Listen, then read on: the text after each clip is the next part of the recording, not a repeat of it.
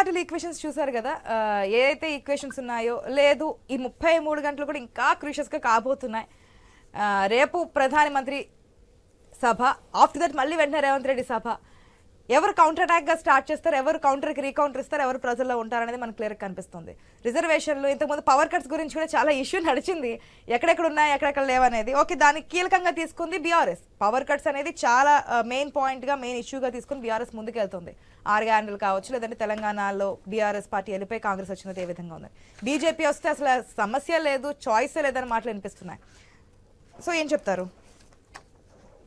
ఇప్పుడు తెలంగాణ ఈ లోక్సభ ఎన్నికల సందర్భంగా 3 రాజకీయ పార్టీలు వేస్తున్నటువంటి ఎత్తుగడ ఏంటి అంటే, ఒకటి పాత ఎత్తుగడే. కాంగ్రెస్ ఏం చెప్తుందంటే ఆ 2 పార్టీలు ఒకటే అని చెప్తుంది. బీఆర్ఎస్ ఏం చెప్తుంది ఆ 2 పార్టీలు ఒకటే అని చెప్తుంది.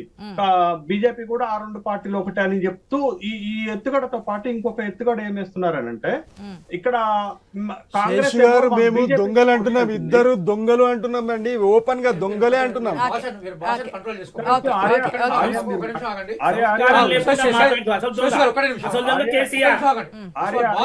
మీరు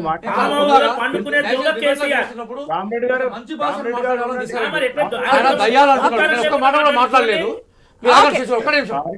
ఎవరు దయ్యాలో ఎవరు దేవతలో డిసెంబర్ లో దెబ్బకొట్టి పెట్టారు.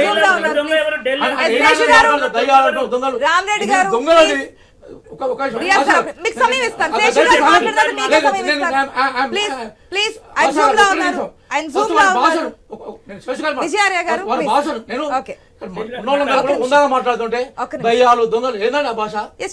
ఎవరు దొంగలు, ఎక్కడ దొంగలు చేశారు? మీ ఓటు దొంగలు చేశారు. దయచేసి ప్రజల ప్రాణాలను దోచుకున్నటువంటి కాంగ్రెస్ 10 సంవత్సరాల నుండి భారతీయ జనతా